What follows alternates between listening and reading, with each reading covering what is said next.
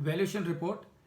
Friends, remember, in successful execution of any valuation assignment is not merely to do the evaluation, is not merely to do the evaluation, it goes much beyond that.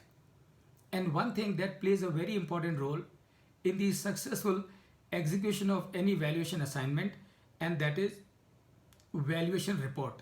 So the rules have prescribed as to what is minimum that needs to be captured in the valuation report. And what it is number one, background information of the asset being valued.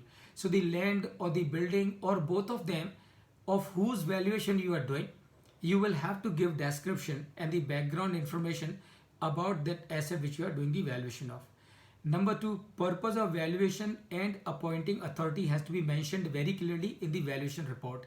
So what is the purpose for the valuation? Whatever it may be, you need to mention it. Who has appointed you to do the valuation? So it may be a company who has appointed you, it may be a bank who has appointed you, it may be income tax department who has appointed you, or it can be any other department who has appointed you to do the valuation.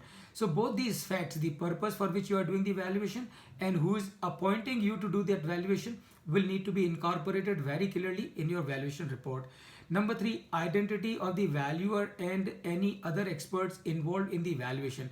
So that means in your valuation report, you will also have to mention about yourself as to I am doing the evaluation, I am so and so, and I am doing the evaluation. In case if you are taking help of any other valuation professional, qualified valuation professional, then you also mention that I am doing the evaluation together with the other valuation whose names and details are mentioned as follows. In case if you are doing the evaluation and taking help of your team, you can just mention that I am doing the evaluation with the help of my team. And that is point number three. So identity of the valuer has to be disclosed in the valuation report. Number four, disclosure of value, interest and conflict. So as we saw a little while ago in the context of the code of conduct, and as I mentioned there, as a valuation professional, you have to be very clearly mentioned of any value interest that you may have with that client. So whatever it may be, if there is no interest, mention it so. If there is an interest, mention it so. So that disclosure will have to be done. See, making a disclosure is not an, you have some interest, make that disclosure not an issue. But if you have an interest, you don't disclose, then there can be issue. Number five, date of appointment, valuation date and date of report also has to come in the valuation report. So remember, date of report is one, date of report is the date on which you sign the valuation report. Valuation date which the client will tell you that I want to have the valuation done of this asset as of this date, and that is the valuation date. And then the date of appointment. Date of appointment is the date which is carried on the letter that has been issued to you by the client. So the client will issue a letter, and generally the date of the letter is also date of the appointment, because there is no reason as to why the date of the letter of that letter, date of the appointment letter and the date of appointment, there is no reason as to why should it be different. So when a client is issuing a letter on 3rd September, the client would say that we hereby appoint you as the valuer for doing the valuation of our asset. The purpose of this valuation is so and so. So that is what needs to be very clearly mentioned in the valuation report. That is the valuation date, appointment date and the valuation report date. Sources of information. So in the valuation that you have done for that land and building or any other asset for that matter, so what are the sources of information that you have used for the purpose of valuation? Everything has to be listed down.